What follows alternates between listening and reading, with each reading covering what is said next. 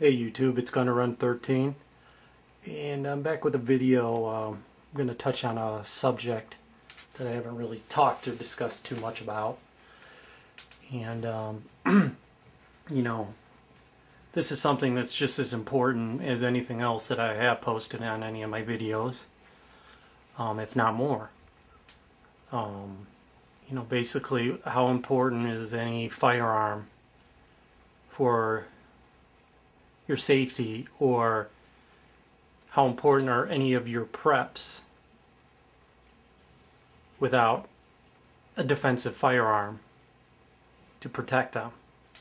Well, what good are those firearms without this being another defensive prep that is just as important, just as needed and cared for and maintained as those firearms, as that food, as that water, as everything that you've stored away, that you canned in a jar, that you sealed up, that you stored away, that you buried, that you purified, that you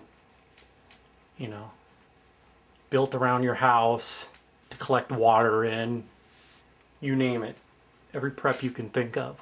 How important is that without these things right here to help defend you, to help protect you, your family, your wife, your kids, your husband, your mom, your dad, brothers and sisters?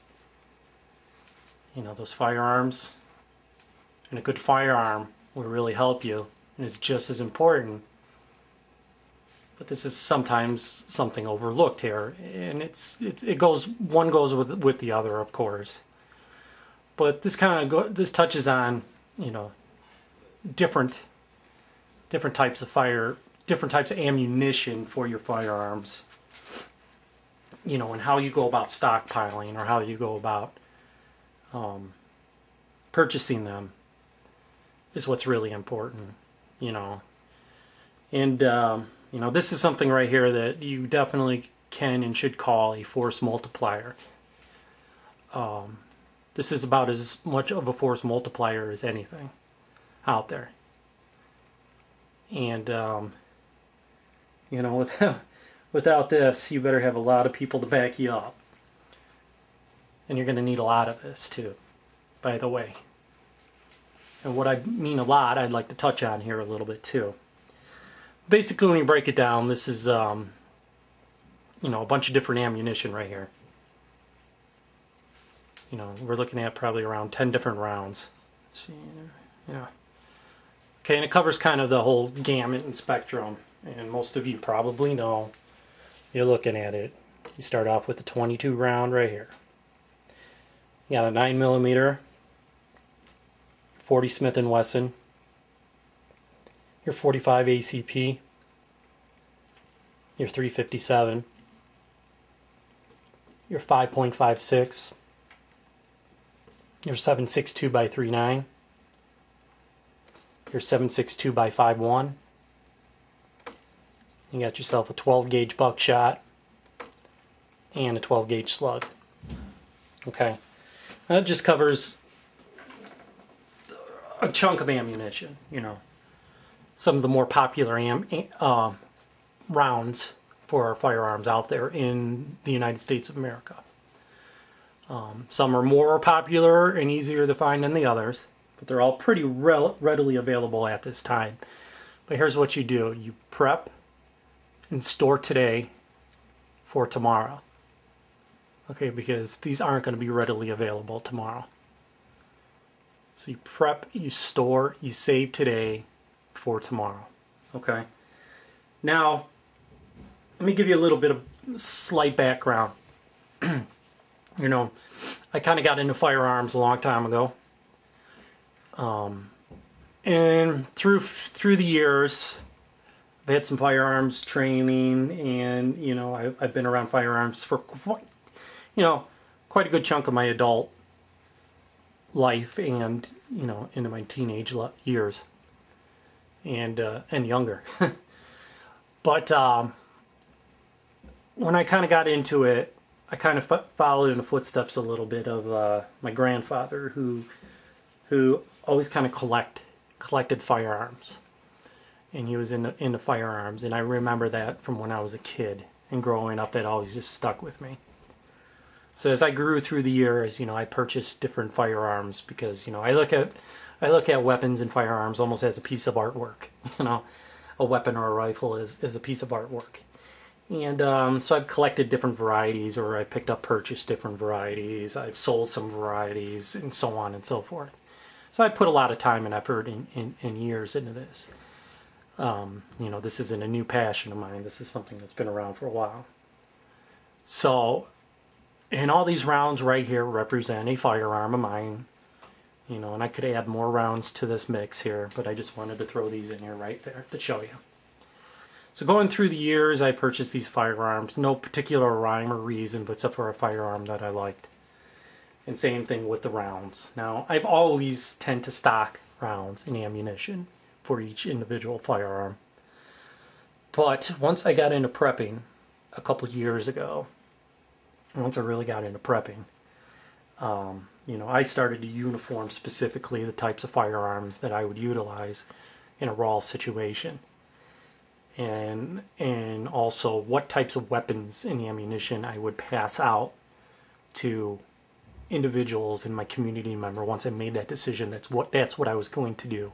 I was going to also purchase firearms, gear, ammo holders, magazines, everything to basically supply a small group of people that I feel would be best to protect my family, my friends, and the rest of my community. Okay, once I figured out and I decided, and you really got to kind of stick with 2, maybe 3 main rounds. Do you take away the 22? This is just such a great round for taking small game and putting food on your table.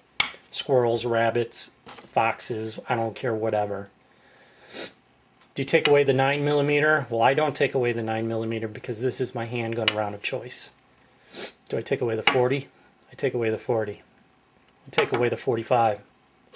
Take away the 357. Now, these are all great rounds, and I love them. I love to shoot them.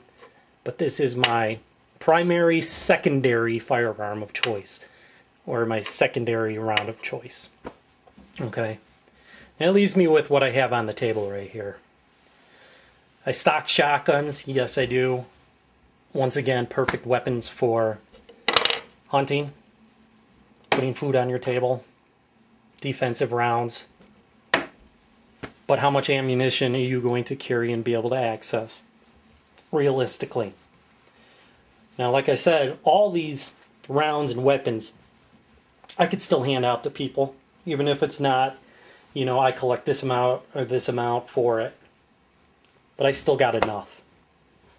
And when it comes down to it, for many, many years, I collected this, plenty of firearms, in this round right here, the 5.56. This I can easily, since I do own a few weapons that take this caliber, I kind of keep that to go in with my buddy equipment. But I tried to stick with these 3 right here as my main rounds that I stock. One being the 9mm, what I decided to be the handguns that I'm going to use and also pass out in a raw situation. The 7.62 by 3.9, which I will use and pass out in a raw situation, be it for AK-47s, SKSs, you name it. And also, this would be the 308.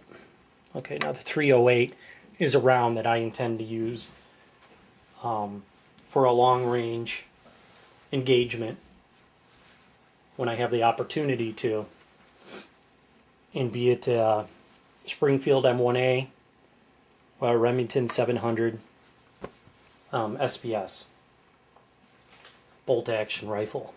Once again, this kind of will replace this right here for taking deer, for putting food on your table. Okay? So that kind of covers that. Would I like to stock them all? If you can, go for it, but who can really do that? Realistically, who can really do that? These will go with some people, but these three right here are my main focus. And what do?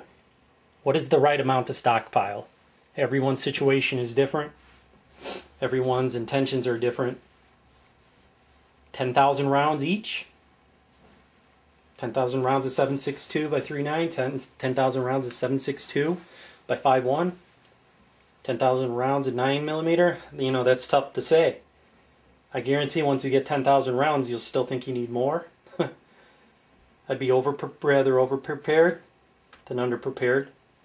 But that's for you to decide which is the proper amount. I would say any amount is better than what you have. But personally, I'm looking at 10,000 rounds as kind of a number that I need to be at on every caliber here, okay? That kind of gives you a background what I'm intending on doing with a lot of my firearms and what I think of the different ammunitions and type of ammunition for firearms I plan on using to give out to the community in a raw situation and what I am prepping to do. And this is just another tool that I wanted to kind of talk to you about. So you stockpile these and make sure you have plenty of them. And make sure you throw in plenty of them and also plenty of them and anything else that you can think of to go with them, guys. And you make sure you are absolutely 100% prepared, you know, for the future in a raw or SHTF situation. Well, there's just another quick video, guys. This is gonna run 13, and we'll have some more videos coming for you coming up pretty quick. I'll talk to you soon.